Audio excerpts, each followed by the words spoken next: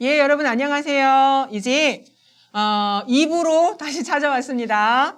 지난번 이야기에 이어서 2부에서 함께 나눌 이야기는 다시 유산 있는 삶에 대한 부분인데요.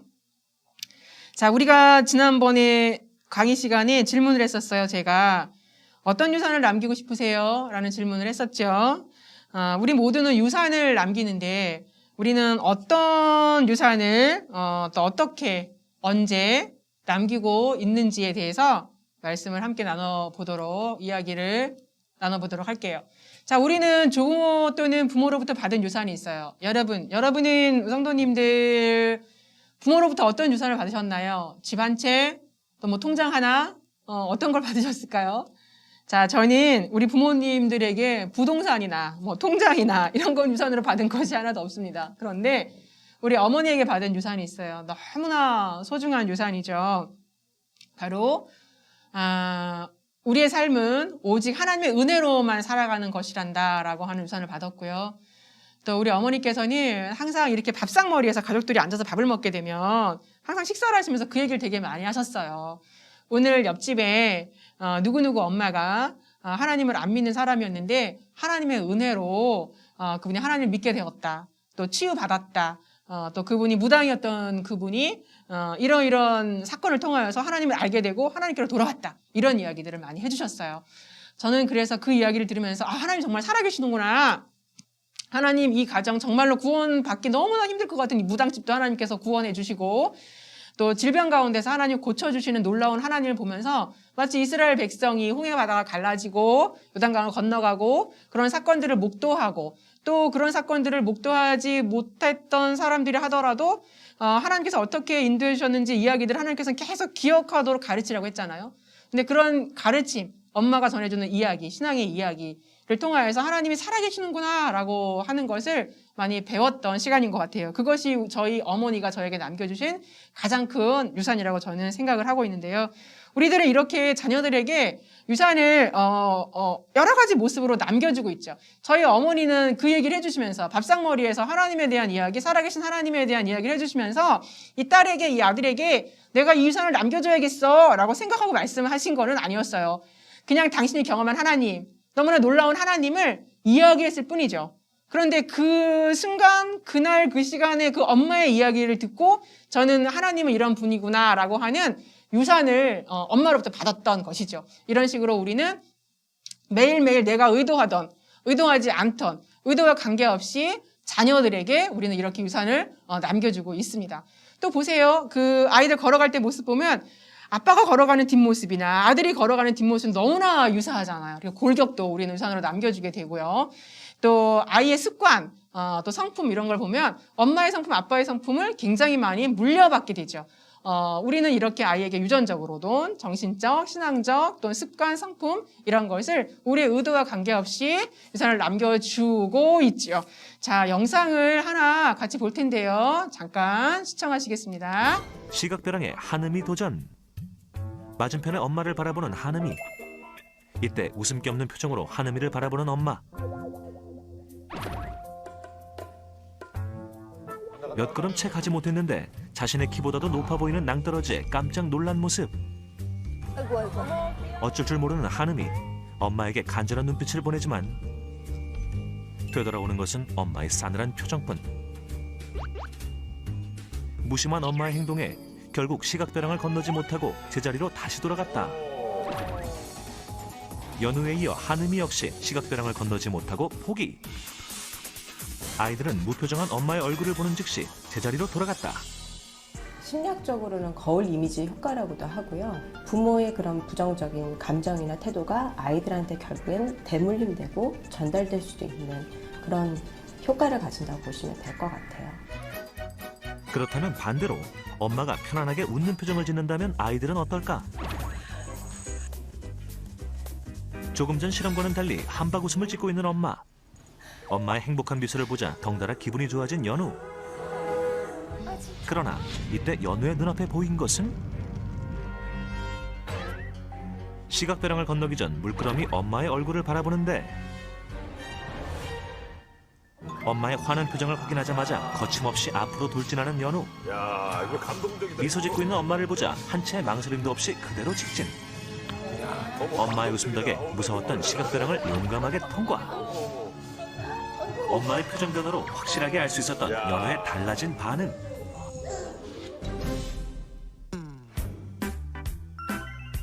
이번엔 한음이의 차례. 엄마가 행복하고 밝은 목소리로 자신의 이름을 불러주자 한결 편안해 보이는 한음이의 표정. 앞으로 갈까 말까 주저했던 때와 달리 단번에 시각배랑 통과. 엄마의 미소에 시각배랑 건너기 대성공. 엄마의 표정이나 진짜 말 그런 거 하나하나가 진짜 아가한테 제일 중요한 걸 알았어요. 엄마 표정을 보고 많이 웃으니까 앞으로 더 많이 웃어서 애기들 좀 밝게 키워줘야 되겠다 생각했어요. 제가 웃으면 아가도 웃거든요. 또 아기가 웃으면 저도 엄마도 웃게 되잖아요. 웃음은 전염이 되는 것 같아요. 아이들에게는 엄마의 웃음 지수가 곧 아이의 웃음 지수. 지금 스토리온 우먼쇼를 보는 우먼들이여 다 함께 스마일. 네, 어떠셨어요? 자, 시각벼랑을 통과하는 실험을 보면서 엄마가 무표정한 웃음을 무표정했더니 아이가 받은 사인은 넌 할 수 없어 라는 사인을 아이가 받고 두려움을 갖고 부정적 감정이 아이에게로 흘러가면서 아이도 그 일을 해내지 못했죠. 자, 그런데 엄마가 행복한 표정을 줬더니 아이는 그 표정을 보고 아주 불안하고 무서운 시각벼랑도 잘 통과하는 그런 모습을 보았어요. 긍정적 감정. 엄마가 가지고 있는 아이에게 주는 긍정적 감정이 아이에게 전달되어서 아이 또한 긍정적 감정 해낼 수 있다는 자신감을 가지고 그 시각벼랑을 통과하는 모습을 보았어요. 자, 오늘의 나의 행동. 아이에게 보내는 표정 하나, 그리고 웃음, 눈짓, 이런 모든 미세한 것이어도 아이에게 보내는 이런 행동 하나하나가 아이에게 영향을 준다라고 하는 거죠. 자, 엄마로서의 오늘 나의 행동이 자녀의 내일에 영향을 주는 것인데요. 영상 이야기에서 보는 것처럼 긍정적 사인은 아이에게 긍정감을, 힘과 용기를, 부정적 행동과 사인은 아이에게 부정적인 영향을 우리가 준다는 것을 알 수가 있죠. 자, 우리 아이들에게는 단순히 엄마가 앞에서 아이들에게 어떤 정보를 주고 이야기하는 것으로만 어떤 영향을 끼치는 것이 아니라 굉장히 많은 이야기들을 우리는 폭포수처럼 아이들에게 흘려보내고 있어요. 예를 들어서 아이들이 저쪽에 놀고 있는데 부모인 내가 친구하고 통화를 해요. 그런데 오늘 남편하고 좋지 않은 일이 있었어요. 또는 시부모님하고 좋지 않은 일이 있었어요. 전화기에 대고서는 남편의 험담을 막 합니다. 또는 시부모님에 대한 험담을, 또 주변 사람들에 대한 아주 그냥 불편했던 이야기들 험담을 막 해요. 자, 그러면 이 아이에게 어떤 이야기를 지금 전달하고 있는 걸까요? 이 아이를 앉혀놓고 너 아빠는 좋지 않아. 아이를 앉혀놓고 이런 사람은 정말 나쁜 사람이야. 엄마는 기분이 너무 나빠. 라고 아이에게 가르쳐주는 거는 아니지만 아이는 부모의, 엄마의 전화통화하는 소리를 듣고는 아이가 많은 사인을 받게 되는 거죠. 부정적 감정, 화가 난 감정, 그리고 우리가 쏟아내거나 아이에게 들려주면 안 되는 폭력적 언어까지도 아이에게 폭포수처럼 전달되어지는 상황들이 있죠. 아이들 교육기관에서 아이들과 함께 지낼 때에 아이들에게 어떤 말을 하지 않아요. 그런데 이제 어떤 아이가 이런 말을 하더라고요. 졸업을 하면서 어느 순간이 가장 행복했니? 라는 이야기를 물었을 때 그 아이가 선생님은 항상 나하고 눈이 마주치면 나를 보고 웃어줬어요. 그게 정말 행복했어요. 선생님은 나를 사랑해요. 라고 말을 하더라고요. 선생님은 그 아이에게 내가 너를 사랑해, 내가 너를 사랑해 라고 말은 해주지 않았지만 아이하고 눈이 마주칠 때마다 웃어주었어요. 그랬더니 아이는 그 비언어적인 선생님의 행동을 통하여서 선생님은 나를 사랑하는구나. 선생님은 정말 나를 좋아해. 라고 긍정적 영향을 굉장히 받은 것이죠. 자, 이렇게 우리들의 행동이 자녀의 내일에 또는 아이들의 내일에 영향을 주고 있죠. 친정 엄마의 육아 태도 때문에 우리가 어렸을 때 굉장히 불편한 일을 당하기도 했었죠. 예를 들면 저희 어머니 같은 경우에는 해가 뜨고 난 이후에 제가 누워있으면은 문을 막 노크라고 들어오셔서 이렇게 얘기하세요. 해가 중천에 떴는데 너 허리가 안 아프니 빨리 일어나라. 막 야단치셔요. 자, 그리고 우리 어머니 문을 열고 딱 들어오시면서 신발이 현관에 막 어지럽혀져 있고 또 방이 지저분하면 들어오시면서부터 정리를 하시고 막 야단을 치세요. 왜 이렇게 정리가 안 되어 있니? 왜 이렇게 지저분하니? 라고 막 이야기를 하세요. 그래서 제가 나는 나중에 엄마가 되면 엄마처럼 저렇게 좀 피곤해서 자는데 아이들을 막 깨우고 소리치고 현관 들어오면서부터 정리 안 돼 있다고 야단치고 저렇게 키우지 말아야지라고 생각을 했거든요. 자, 그런데 여러분 어떠세요? 부모가 이렇게 키워서 나는 이렇게 절대로 안 키울 거야 라고 얘기를 했는데 어느덧 저도 엄마가 그때 삶을 통하여서 저에게 남겨주셨던 그런 유산들이 있어요. 엄마가 막 했던 말들이 있어요. 그 말들이 나의 모판 언어가 되어서 저도 화가 나면 엄마처럼 막 이상한 말을 하고 있고 또 엄마가 유산을 남겨준 삶의 어떤 태도나 습관들이 자연스럽게 저에게 유산이 되어서 저도 그렇게 하고 있더라고요. 저도 여전히 문을 열고 집에 들어가는데 신발이 어수선하고 집이 어지럽혀져 있으면 들어가자마자 아이들을 막 잡습니다. 이게 웬일이니? 왜 이렇게 들어온 입구가 지저분하니? 신발 빨리 정리해라 얘기하면서 저도 정리하고 이러고 있어요. 이렇게 우리는 조부모로부터 엄마, 아빠로부터 매일매일의 삶을 통하여서 유산을 받았고요. 또 동시에 우리들도 오늘 삶이라는 그 생활과 삶을 통하여서 오늘 바로 자녀들에게 유산을 남겨주는 지금의 삶을 살아가고 있습니다. 그리고 오늘 유산을 남겨주는 오늘의 나의 행동이 자녀들에게 유산으로 남겨지고 있고 오늘이 바로 유산을 남겨주는 오늘이죠. 그렇게 자녀에게로 또 자녀가 낳을 그 다음 세대인 자녀에게도 우리가 유산을 남겨주고 있어요. 생각과 가치관으로. 어느덧 우리 부모님이 저에게 남겨주신 생각과 가치관이 저에게로 들어와 있고 성경적 세계관 또는 인생관 이런 것들이 들어와 있고 그것을 저도 자녀들에게 남겨주고 있죠. 어떤 의미에서는 우리 아이들의 할아버지 할머니가 남겨준 생각과 가치관이 저를 통하여서 우리 아이들에게로 또 흘러가고 있는 것이죠. 그런 의미에서 우리의 오늘은 유산으로서의 오늘을 우리는 엄마로서 아빠로 살아가고 있는 것이죠. 나는 과연 어떤 이미지로 새겨지고 있을까? 자녀들에게 엄마인 나는 어떤 이미지로 새겨지고 있을까요? 자녀들에게 아빠로서 나는 어떤 이미지로 새겨지고 있을까요? 바로 오늘요. 헨리 나우에는 예수님을 생각하는 사람이라고 하는 책에서 이렇게 말했어요. 부모의 이미지는 생전에만 영향을 끼치는 것이 아니라 자녀들의 평생에 지속된다. 자, 부모의 이미지가 자녀들의 평생에 지속된다라고 하는 것이죠. 아버지에 대한 이미지, 엄마에 대한 이미지가 우리 부모님들이 다 떠나고 난 이후에도 우리들의 평생이 지속되어지고 또 그 이미지는 어쩌면 우리 자녀들에게로 또 대물림이 되어서 흘러가고 있습니다.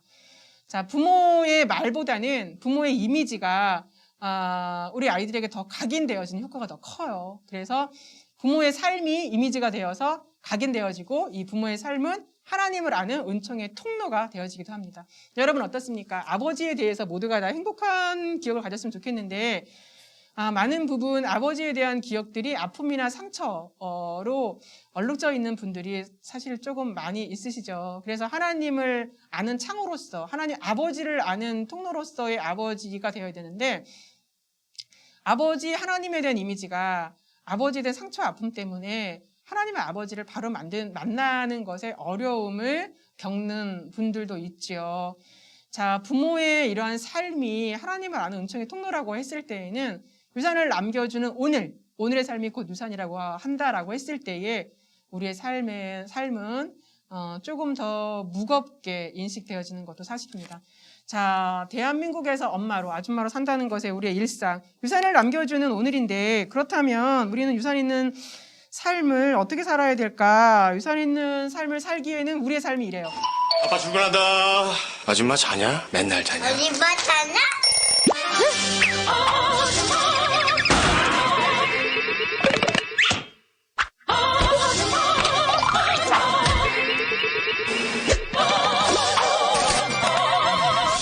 아줌마 또 자.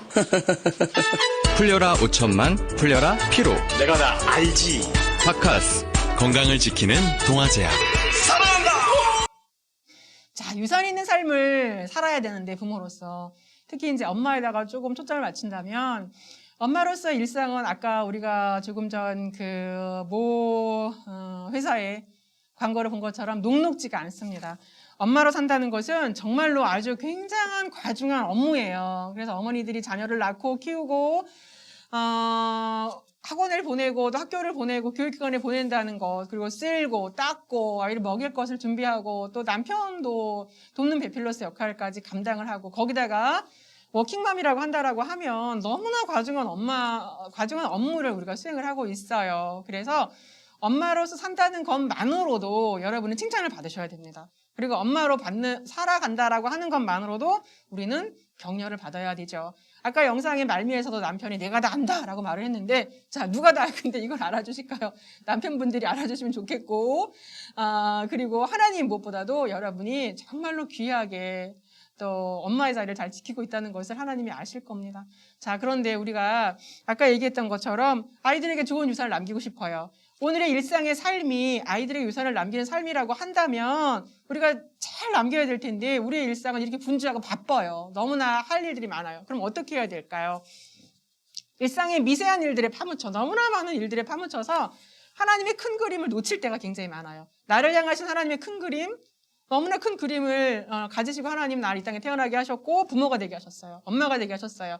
자, 하나님께서는 너무나 큰 그림을 가지고 우리의 자녀들을 이 땅에 태어나게 하셨고 하나님 그 비전을 갖고 계셔요. 그런데 우리가 일상의 분주한 삶에 얽매여 살다 보면은 하나님의 큰 그림을 보지 못할 때가 굉장히 많이 있습니다. 그래서 우리가 가져야 될 것은 2개의 눈이에요. 2개의 눈을 가져야 되는데, 자, 매일의 일상은 아이들에게 밥 해줘야 돼요. 빨래해줘야 돼. 청소해줘야 돼. 그림책도 읽어줘야 되고, 어린이집도 보내야 되고, 또 큰 친구들, 학교 다니는 친구들, 어머니들이 학습 코칭도 해줘야 되고, 사춘기 아이들, 이거 도대체 이 격변하는 아이의 감정을 읽어줘야 되고, 공감해줘야 되고, 그랬구나, 힘들구나, 이야기를 다 해줘야 되는데, 엄마도 힘들어요. 근데 이 모든 일상 우리가 감당하면서 동시에 우리 이런 생각도 들죠. 도대체 나는 누구야? 나는 여기는 도대체 어디야? 내가 석사 과정까지 공부를 하고 물리학 전공하고 영문학 전공하고 도대체 이거를 전공해서 난 뭐에게 쓰려고? 어디에 쓰려고? 이걸 공부했지? 라고 자괴감이 들 때도 있어요. 사춘기의 아이가 막 난리를 피니까 이랬대요. 어떤 엄마가 나는 갱년기야 라고 얘기했대요. 자, 이렇게 힘들 때 우리가 생각해야 될 거 뭘까요? 우리가 생각해야 될 거, 나의 엄마됨이 어디서부터 비롯된 것인가? 그때 질문을 하고 다시 한번 생각해 볼 필요가 있습니다. 여러분, 나의 엄마됨이 어디서부터 비롯된 걸까요? 아빠들도 계시죠? 나의 아빠됨이 어디서부터 시작된 걸까요? 그 목적과 방향성을 다시 잡아야 합니다. 말라기 2장 15절에서는 하나님께서 남자와 여자 만나서 결혼을 하게 되는 목적, 결혼의 목적을 경건한 자손을 얻게 하기 위함이다라고 말하고 있어요. 자, 우리가 자녀를 낳았어요. 그리고 자녀를 먹여요, 입혀요, 재워요, 학원을 픽업해요, 교육을 시켜요, 양육해요. 다 무엇입니까? 경건한 자손을 키우기 위함인 것이고 하나님의 나라를 확장해 나가기 위한 것입니다. 그래서 어머니들, 아버님들, 특히 어머님들의 그 자리를 저는 너무나 소중한, 너무나 귀한 성직의 자리, 귀한 거룩한 자리라고 생각합니다. 자, 여러분들의 자리는 거룩한 소명의 자리예요. 어느 누구도 해낼 수 없는 엄마로서의 자리, 거룩한 소명의 자리입니다. 육아라고 하는 그 일상, 오늘의 일상은 곧 바로 영성의 자리예요. 육아의 자리가 얼마나 힘들죠, 여러분? 여러분의 신앙을 지키기, 기도하는 시간을 확보하기, 성경을 읽기, 정말로 평정심을 유지하면서 아이와 그랬구나, 그랬지 하고 아이와 함께 공감하며 경청하며 대화해주는 그 일상, 그 자리를 지켜내기 정말 힘들죠. 그러므로 육아의 자리, 영성의 자리를 잘 지키는 어머니들, 정말로 영성이 아주 훌륭하고 신앙이 훌륭하신 우리 어머니들이라고 생각을 합니다.